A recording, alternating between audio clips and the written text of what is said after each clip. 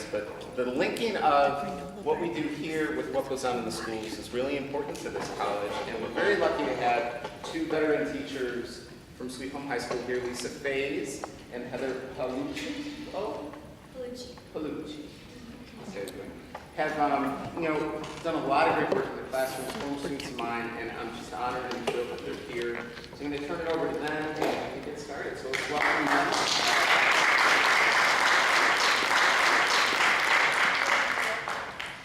Hi, thank you. Yes, I'm Lisa Feyes.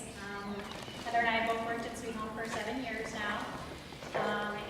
First of all, I'm really excited that you're here. Thank you for coming on this beautiful spring day and going to be indoors with us. But we're here to talk a little bit about Readers and Writers Workshop, which is an initiative that we started in our district at the middle school level. And it has filtered its way up to the high school where we teach, where I teach 10th and 11th grade English, and Heather teaches primarily 9 and 12. So between the two of us, we'll get a little bit of all high school grade levels. But it's a New York City-based movement downstate at Teachers College where the entire curriculum is based on a Readers and Writers Workshop approach. In this approach, students are encouraged to self-select a lot of text and many of the pieces that they're going to write. This came to us, we have a consultant that we work with, Nia, and she's very well known in terms of writing and reading workshop and strategies. We refer to her throughout the presentation, but she was a consultant with our middle school teachers, and one of our teachers piloted this at the 9th grade level, and it seemed to work really well. So the expectation was for us to try at least one unit last year, a Readers or a Writers Workshop, and that went well. So this year, the expectation was that we try to teach, if not all of our units, but the majority of units from a Writers Workshop and Reader Workshop perspective. And that was a huge change for us. We have really flip-flopped our curriculum from the traditional, let's all read this book together, now we all write an essay about this book together. And students have more choice now, especially in our school, than ever. One more other thing too is to note too is that our school spent almost $48,000 on classroom libraries to get books in the hands of students. So instead of students just reading The Great Gatsby, The Crucible, A Raisin in the Sun, now they have a choice and they can actually pull those texts off the shelf for themselves. Some of them are still choosing to read those, and that's great, but students are also choosing things that are personal to them as well. It would not be possible without having that kind of material. And those classroom libraries, they really had our input on what books we thought kids would like and young adults would like and different levels of reading that they might be able to choose from. And the one thing that we kind of struggled with at first was really, it worked on the program, but this Technology. is the theory behind the Readers and Writers Workshop. And basically, that was our biggest struggle, was changing so dramatically from what we were doing to going towards this. And as Lisa said, the major theory behind it is that students kind of take control of their own reading. And they're choosing the books that they want to read. They're even choosing their writing assignments that they want to turn in. And this was something that we really kind of struggled with at first. And as we kind of piloted the program, we were able to see that in some cases it really does work. If you take a look at your packets that we gave you, on page 1 and 2, this was an example of how we start the year. According to Nia, who really said students need to first realize who they are as readers and writers in order to become better readers and writers. So one of the assignments that all of the students did this year was create a writing assignment on their writing lives and on their reading lives and really explore themselves as readers and writers. I took one example from one of my students' journals, which are huge in the Readers and Writers Workshop. And basically he just wrote about, he's like an average student, he just wrote about how he doesn't really consider himself to be a reader.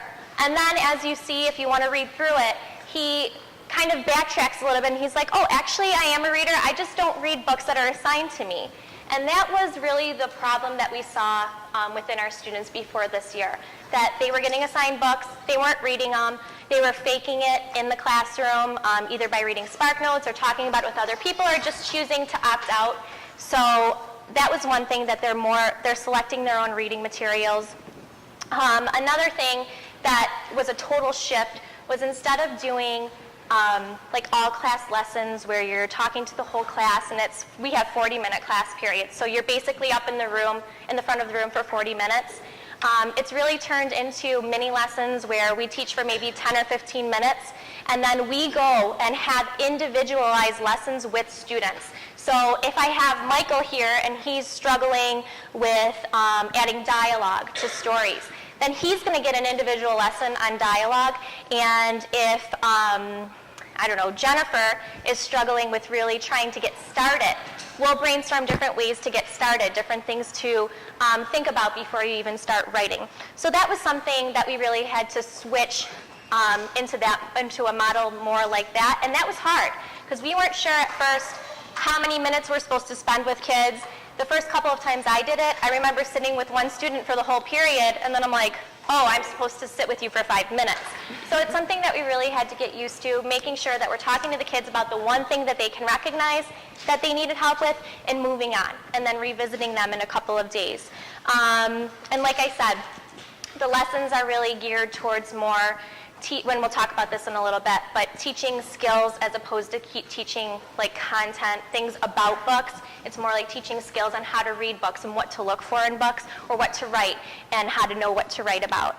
And then we use, a lot of the mini lessons are short texts that we use, either pieces from other books, short stories, poems, lyrics to a song, and those are basically what our mini lessons are geared towards.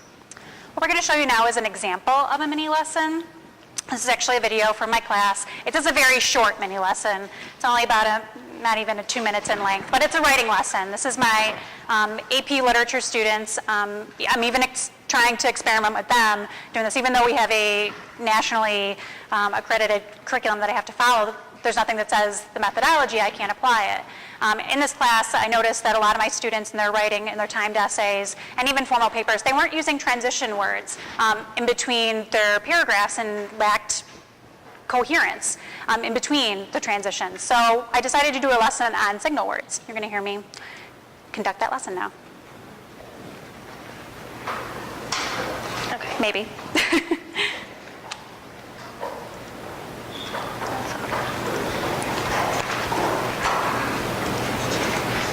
These are actual students. They are not actors. I think I moved it.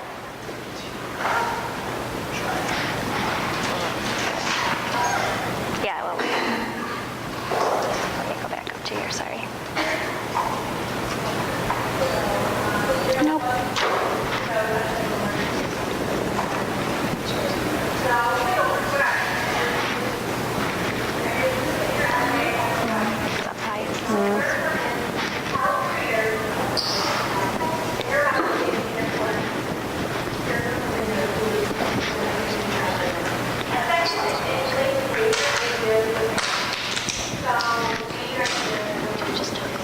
Yeah, I guess I'm sorry if it's hard for you guys to hear in the back, but what you're seeing is my students, they're listening to me referring to a poster that I made. We like to say that our walls teach. A lot of the lessons will end up on our walls, and we keep them up throughout the year. So this idea of working on transitions in your writing is not going away anytime soon. So I will refer to it frequently, but they're taking notes in their writer's notebook, because this is a writing lesson. I have students that do a reader's notebook and a writer's notebook. We try to keep them separate.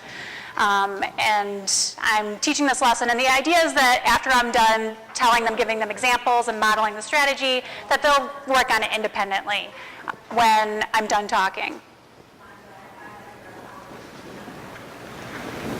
Yeah.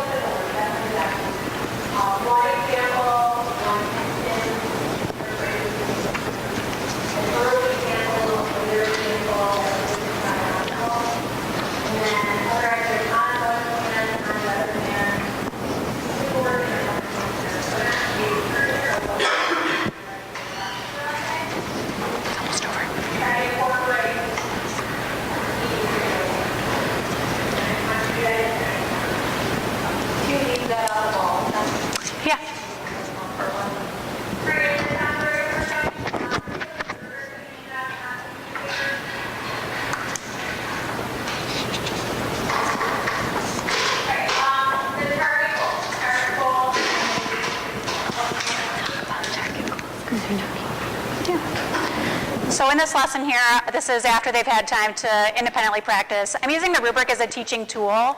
I'm talking about the target goal and why it's important for them to try to meet the target. There's also exceeds target as well too. And because these are AP literature students, they're very much concerned about their grades and they want to reach the most superior level. So they want to know ahead of time, especially, but I think regular ed students as well. What do I have to do? How are you assessing me? This is a skills-based, or I'm sorry, a Common Core-based rubric, as many of ours are, to the skills directly listed on the Common Core. And I do this even in AP Literature. Even though it's an AP course, they still have to pass the Regents examination in English. So this is directly going to affect them when they write a critical lens essay in June. And as Lisa just showed, some of the mini lesson topics and concepts that we're supposed to be teaching and are the most effective with teaching in a workshop kind of setting are first like how-to lessons. Introducing a new kind of concept to students that maybe they've never done before or they need a little bit of refreshing on because it's been a year or it's been a while or even a break where they're like, we've never done this. And then you're like, yes, you have, and let's just refresh. So one of them is like a how-to. Another one is to introduce a new genre. For instance, we've done this year in my classes persuasive essays, we've done memoirs, and the kids have done like a personal essay before, but they really haven't done a memoir. So you teach them, these are the specific things that have to make a memoir, and that's to introduce them to that kind of concept. And then in their reading, they read a memoir. So they had a model, and they all picked individual memoirs, and they had a model for that. And all of my mini lessons were introducing a new thing in a memoir.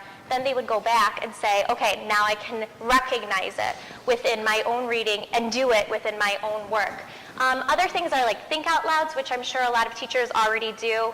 If you want to model some sort of skill that the students are doing, you would model it in the front of the class using your own writing piece or using your own reading piece and show exactly what you're thinking as you're reading. This is a technique I use a lot with 9th graders who are in their own books, reading their own thing, but I'm teaching them about setting or I'm teaching them about conflict.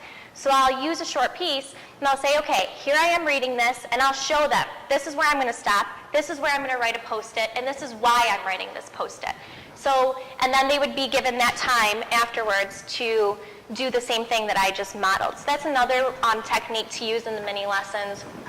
And then any kind of important literary or literacy concepts or ideas that they need to know either for an assessment or for the future, such as literary elements, to kind of show them what that is, again, so they can go back, practice, show that they understand and master that. On page 3 and 4 of the packet that we handed out to you, here's an example of one of my sample student work. This is actually a sophomore. This is one of my world literature students. This is from a partner read unit where we ask students to read through a literary lens. First determine what a literary lens is, and then respond to it in their reader's notebook. So she picked a murder mystery. So not your typical canon text that a student might be reading in world literature. But for her, it was challenging. She read, I believe it was a James Patterson novel, I want to say Kiss the Girls. And she read this with a partner. She picked it based on the book, not necessarily the person that she wanted to read with, which is good. That kind of pushes students through a new comfort zone. But what you'll see that she's doing in her reader's notebook is asking a lot of questions and trying to nail down what is her literary lens and how is she gaining understanding through that lens that's different from just what happened in the book. So you'll see especially she's asking some really higher ordered thinking questions. This allows me to see a strength of hers that I never would have picked up on had she just taken a multiple choice test on a book or maybe did some short answer questions for me. I would know that she read the book, but in terms of her understanding and having differentiated thinking and having new reading experiences, this is much more authentic.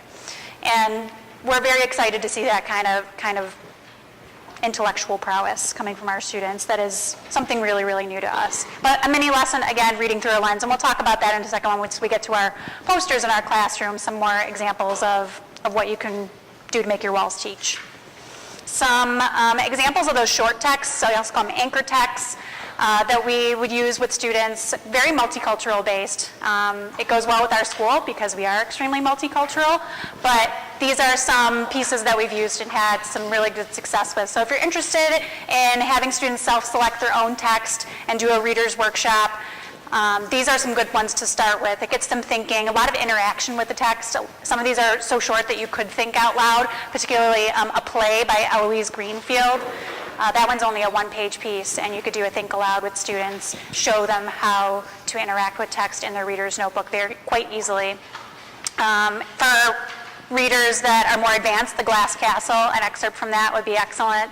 Two Kinds, Amy Tan. These are pieces that students relate to on a number of levels because they're largely young adults. They're highly engaging reads for them. And this was one of the hardest parts of the Readers Writers Workshop too, was finding short texts. We had taught different units on poetry and short stories, but it was actually like finding texts that could be used in a 15-minute lesson. And these were just some of the ones that we were able to come up with. Some of them are available online, and some of them you do have to purchase, or you have in a book where you can just use in your classroom. But that was one of our hardest things that we kind of found in the whole department, was that we didn't really have a lot of short texts that we knew that we could use in the classroom that were engaging, that would only take that 15 minutes. So throughout the course of the year, we all kind of compiled this list of pieces that we really could use. We've shared them among our departments. So one thing, this year was the first year we've done Readers Writers Workshops, so a lot of us at different grade levels have used the same texts, but we can't do that anymore. Next year we'll just have to broaden the text that we use even more so that kids aren't always seeing text show up over and over again. This is an example mini lesson that I just recently did. My 9th graders are reading Of Mice and Men right now, which is a classic piece of literature. And one of the things that Asoke Nia really kind of emphasizes is if you're going to do an all-class text, an all-class novel, you should do one a year. And that novel needs to be something you love, so that your passion comes through and the students understand why you love it. They don't have to love it, but they need to see that you can have a love for a book, and it doesn't have to be a book that was written in 2013. It can be this older text, but it can have very relevant things in it, and that's kind of what I'm using it to show my students right now. It's also a good idea to use an all-class novel to teach those literary concepts, things that they need to know in the future, whether it be for tests or for a future grade, that things that they have to know because they're this age, according to whatever standard there is. So this is an example of a mini lesson that I did with setting. I hope you can hear it, but if you can't, I'll kind of explain what I'm doing. But this is a 9th grade class.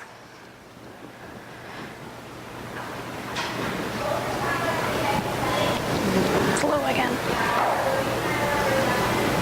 Okay, so basically, sorry that you can't hear it, but basically what I'm talking about is setting, and even though we have talked about setting throughout their own individualized conferring process, this is really the first time that I've talked about it in the whole group since the beginning of the year. So what I'm doing is I'm just having them brainstorm different things that are included in setting, and they know it. That's why it's something that was really effective. And then what I'm going to do is I'm going to give them the setting of Mice and Men. We didn't start reading the book yet. This is before reading the book.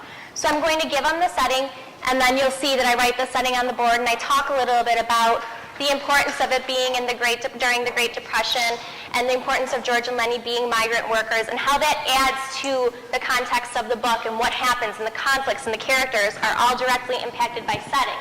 So we talk about that for a little bit, and then what I'm going to do is I'm going to have them start reading Of Mice and Men, and I'll say, you guys are going to have about 15-20 minutes to read. What I want you to do in your journals is write down every word that you see in the first chapter that describes setting. And that's kind of what I have them do. I'll just fast forward this a little bit so you can see. I set them out to do that work themselves, and then this is me just writing the setting of Mice and Men on the board.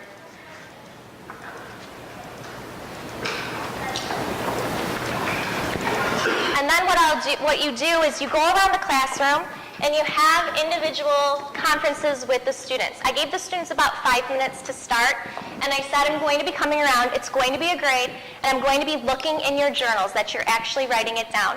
And I had this conversation with one of my students about the words that she wrote down, and then the inferences that she can draw based on what she wrote down. So she was able to draw, they just read the part, if you're familiar with Of Mice and Men, where George and Lenny are in like the clearing in the woods, about to go to the ranch. So she gave some guesses on maybe where they would be going, why they were going there, and those are things that she can prove later. She created a theory about the book, and then she would be able to trace that theory in her reading journal in the future.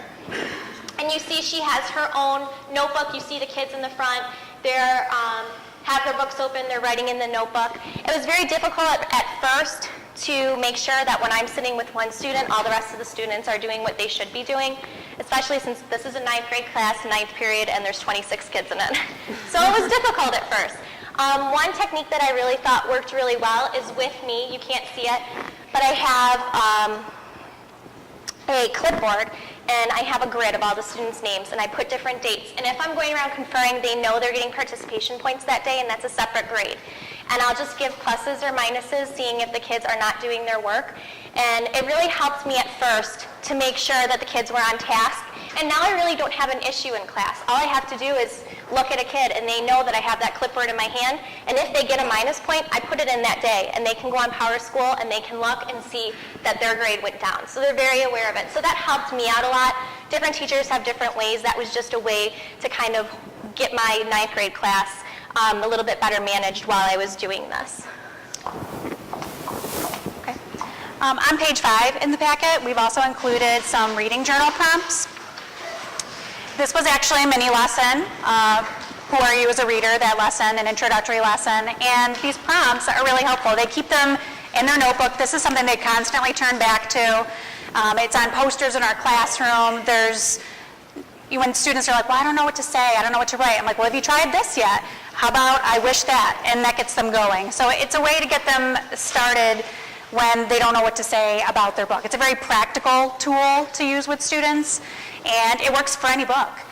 So during that 25, 30 minutes when they have sustained reading and they have already mastered the skill, be it, say it's setting, and they've already done that, now they can look for something else to write about and respond to in their reader's notebook. So it gives them some sort of ownership with their reading, something that they can look for and track, trace a theme perhaps, ways in order, again, to show them their strengths, not just necessarily what we're all talking about or what everybody else wants to talk about.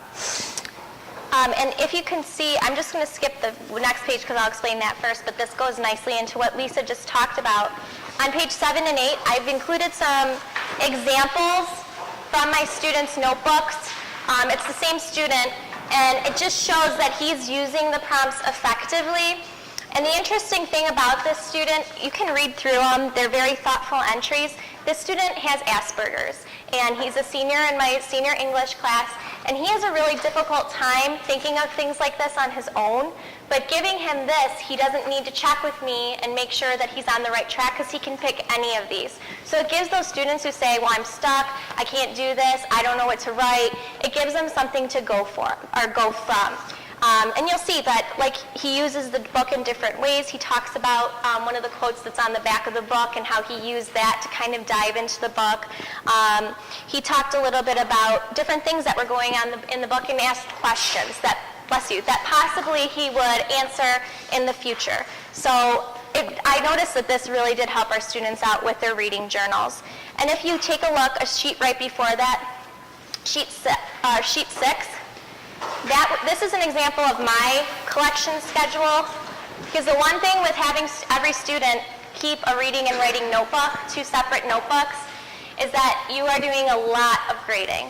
And different teachers do it different ways. Some teachers are like, oh, I'll just collect 10 kids each day, or if your name's on the board, I'll collect yours. Whatever works for you is going to be the best. It worked for me to make a schedule so the kids know exactly when I'm collecting their notebooks. It's not a surprise. They know if their name is on a blue Monday week, then that's when they're turning it in. And they would have to be up to whatever amount of journals or writing logs that they were supposed to be up to at that time.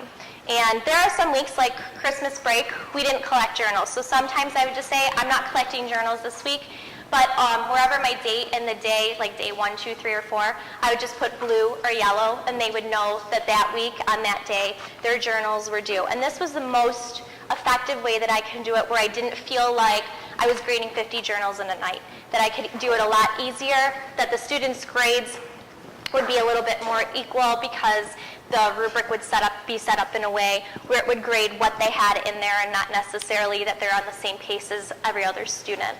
And you'll see that in a little bit. And Heather is a lot more organized than I am, and she has the schedule and color coding, and I can't do that. So I would like to get there, but what I end up doing is doing it sporadically. When I'm conferring with a student, I end up grading it right then and there when I'm talking to them, and then the grade goes in right away. For me, I like that because they don't know when it's going to happen or when I'm going to sit down with them, and then whatever I get is very authentic, and it's not, oh, I just wrote 10 entries over lunch. So that's kind of what I like to do, but to each some.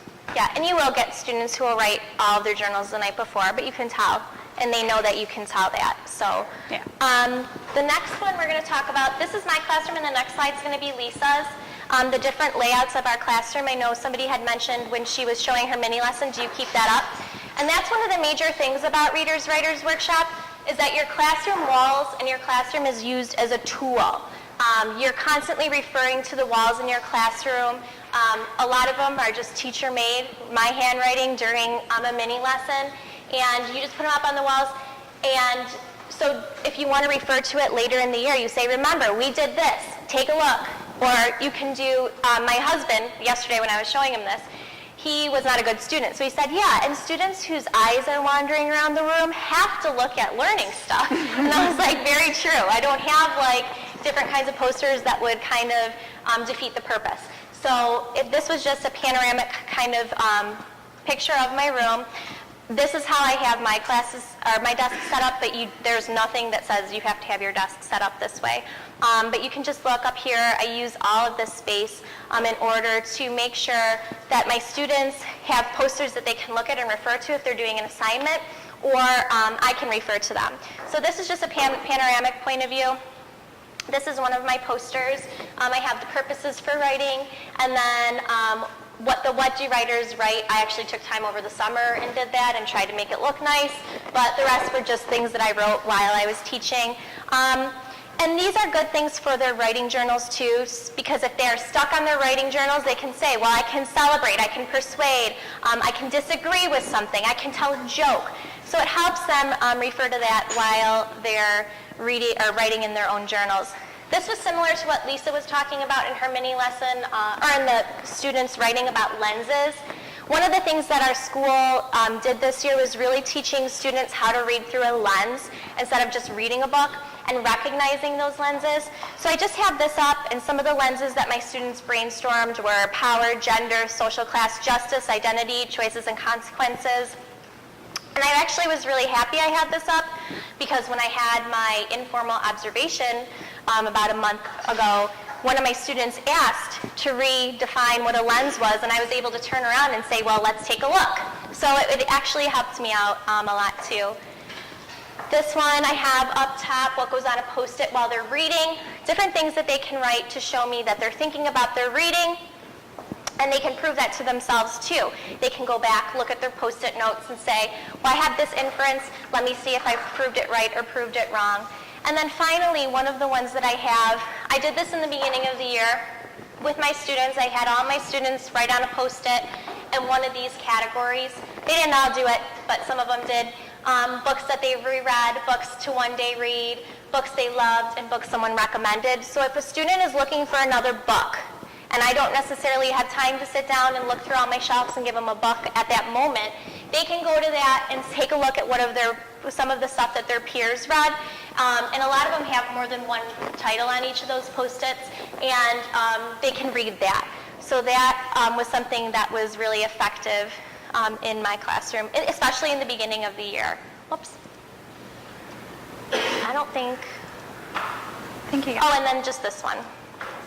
One of the things about a workshop, and One of the things that should be involved in a workshop is something called an accountable talk, where students read something and then they have to be accountable for what they read. We've used these a lot with my seniors with articles and current event kind of things, and what they would have to do is they would have to read it the next day. We're in a circle, and they have to have something important to say about it, but not just have something important to say, but have a conversation about it. That's something that students really have a hard time doing. One of the things I've noticed is they want to raise their hand and say what they have to say, and they're not really listening to what other people have to say it and be done. Okay, I did what I needed to do, and move on. We're trying to teach them that they need to be accountable for what they have to say by either defending it or refuting it or talking with somebody else about it. And that was a major thing that we did, and I know, Lisa, you did it as well in your classroom. It's probably more effective with AP students, but... It's hard to just get them to be quiet. Sometimes they just want to talk and talk forever. But what I want them to do is to, again, talk off of each other's points instead of, again, just having their say and then bowing out. This is a few snapshots of my classroom. You'll see in the center there is a picture of my classroom library. These are all of our books. It was very exciting when they all came in. We got huge boxes from Barnes & Noble, and poor Heather became the person that had to organize them. I don't know how you got stuck with that job. But during that time period, we started organizing them by genre. So I just put, Post-its on it and said, these are fiction, they're by alphabetical. We have poetry books, short stories, plays, books that we have lots of copies with, you could do a book club with, and I did do that with students as a speaking unit, actually. So they were reading a book, but I was really focusing on their meetings and what they would talk about in their meetings. To not only just get them to talk about their books, but really talk smart about a book with each other and have intelligent conversations. Other ones, Heather talked a lot about these posters, that we've all kind of adopted this method, but they become mini lessons, or they start as mini lessons, and then it becomes a tool for them to use in the classroom throughout the year. Here's another one. These are a writing one, here, readers one.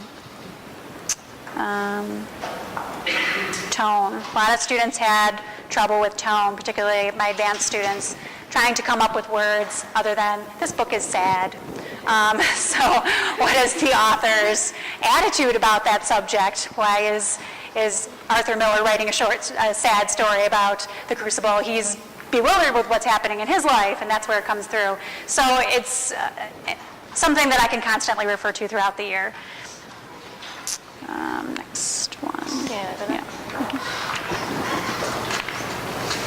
Okay, so your students are reading, it's a beautiful thing, the room is quiet, hopefully. What are you doing while the kids are at work? Well, the conferring process, which Heather talked about, and you saw the video.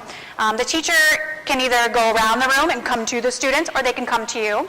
I also teach world literature at 10th grade level with a direct instruction teacher, a consultant teacher, special ed teacher, which is nice because I have two sets of eyes in the room.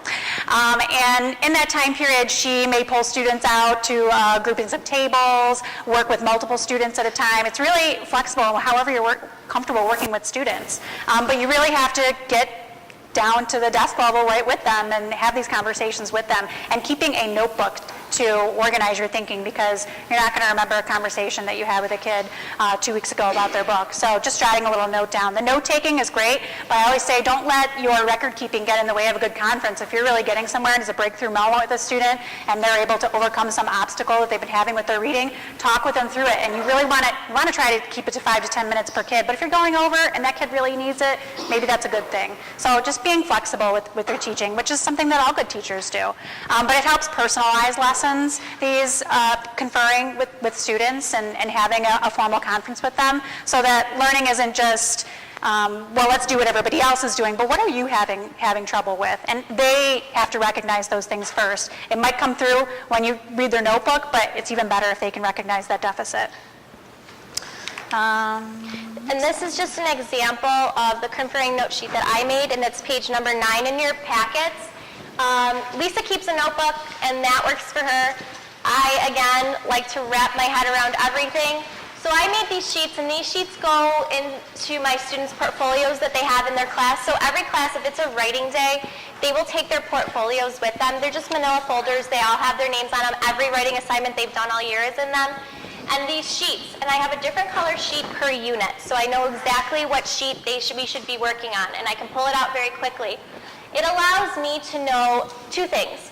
What did I talk about with the student the last time I met with him or her? Because especially in my freshman class, I have 26 kids and I'm the only person in there. So sometimes I won't get to a student twice within a unit, and I really try to, but sometimes I can't. So at least I can take a look and I can see, well, what did I tell the student that they needed to work on, and do I see that in their writing?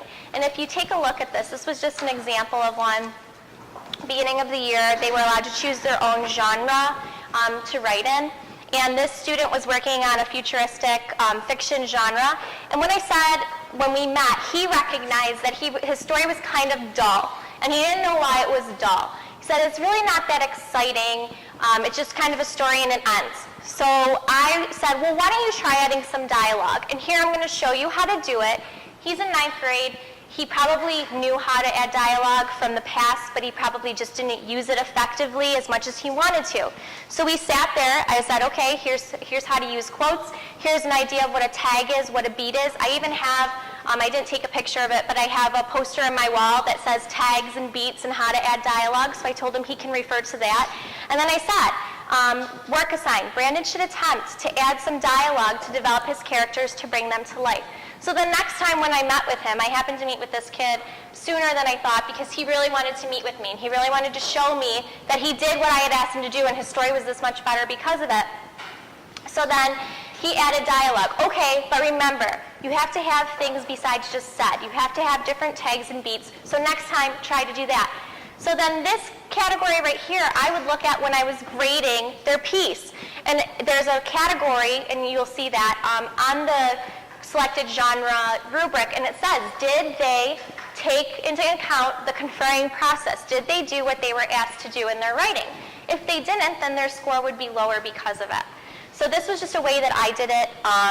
It is a lot of record keeping, and as Lisa said, if I'm having a conversation with a student and I can't get to this, then I can't get to it. But at least for every student, I like to fill out at least one box so that I know that we had a mini lesson, something was assigned, and I should be looking for something in their paper.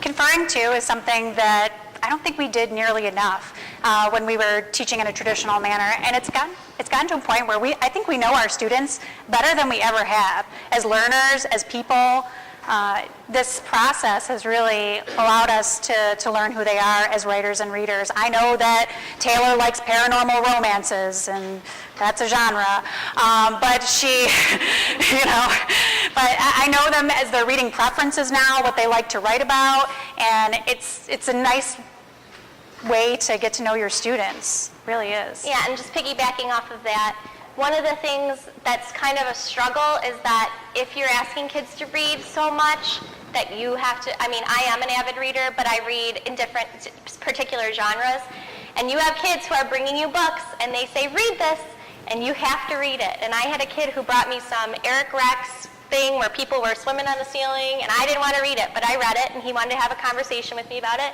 And then I had to read Eric Rex 2, and then Eric Rex 3, and I was like, okay, enough with Eric Rex. I get it. You keep it for yourself. But you have to be a good sport about that, too.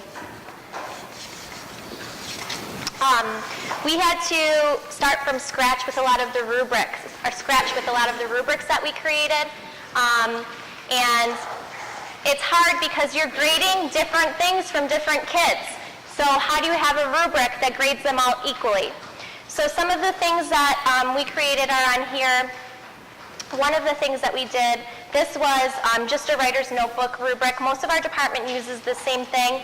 So when you collect a student's notebook, you take a look at the different things. Are they dated? Is the notebook in good shape? Is there evidence of a variety? We always want them to try new things. Don't write about your day every single day. It's not a diary. It's a writer's notebook. So some days write a poem. Some days write a short story. Some days write a letter. And I would even write that in my students' notebooks. This is great, but maybe it would be interesting to try to write this as a letter, or try to write this as, a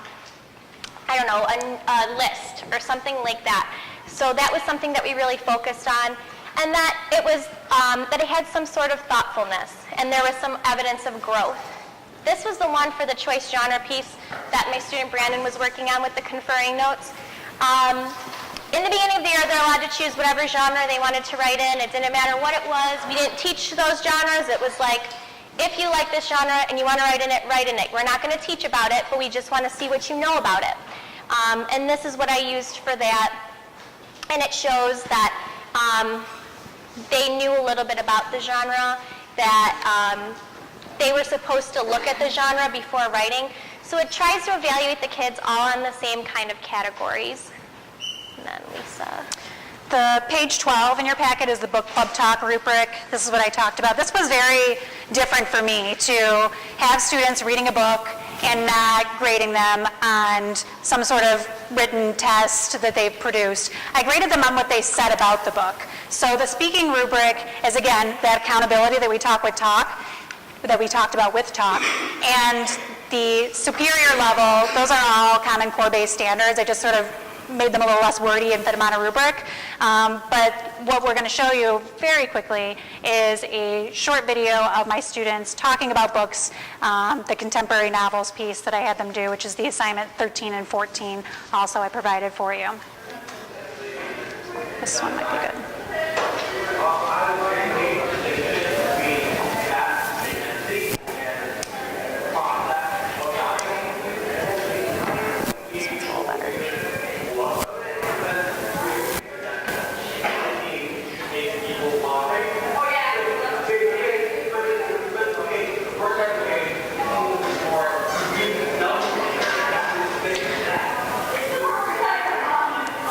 So what's good about this is, yes, I'm in front of them, and they know that I'm recording them. They're not, oblivious to that fact, but you really have to believe me, they do this. They sit in their groups, and they're so excited to talk about their books, and we have scheduled reading days, where they will, where they're supposed to sit and sustained read, but they're like, can't we talk about our books now? And I'm like, well, okay.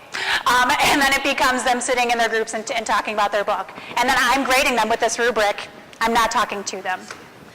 So the assignment that I gave you is that contemporary novels assignment. This would be for my honors class, my AP literature students. And they had to read half of their books over spring break, and they did it. And maintain a reader's notebook, or they could do Post-its. But this assignment, they said they're doing it right now. Their last book talk is tomorrow. They said this was one of their more favorite things to do. I don't know if it's because it was the contemporary pieces or because they had got to talk so much. Okay, and then the next slide, these are just some examples, because one of the things we were worried about was, what does workshop fit in with Common Core? There's such a big push with the Common Core standards. We want to make sure that we're still doing what we should be doing. That's the standard across New York State and across, eventually, the nation.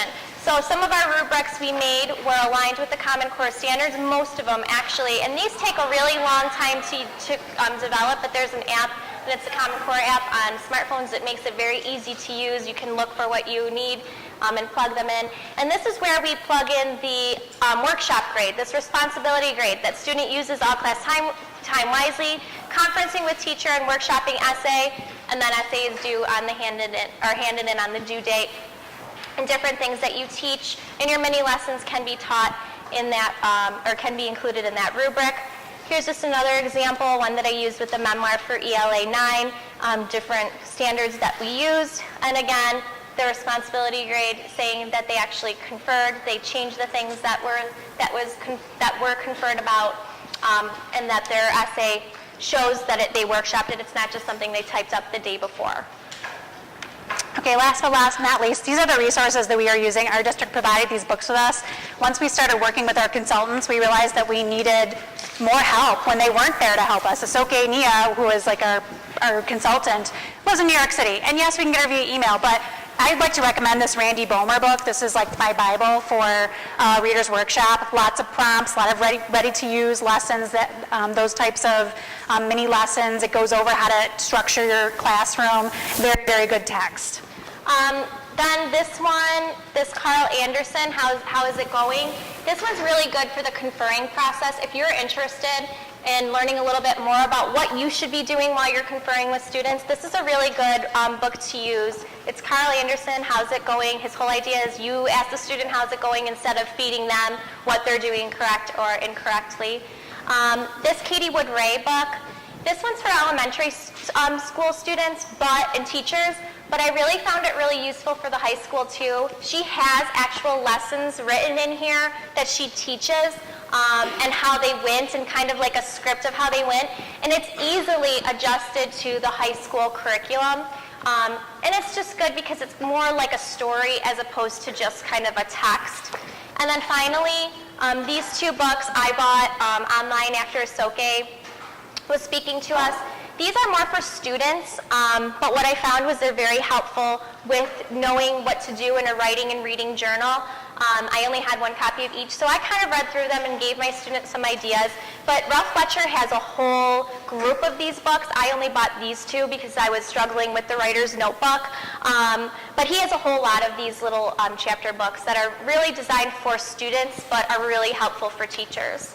So those were some of the books that we found really helpful.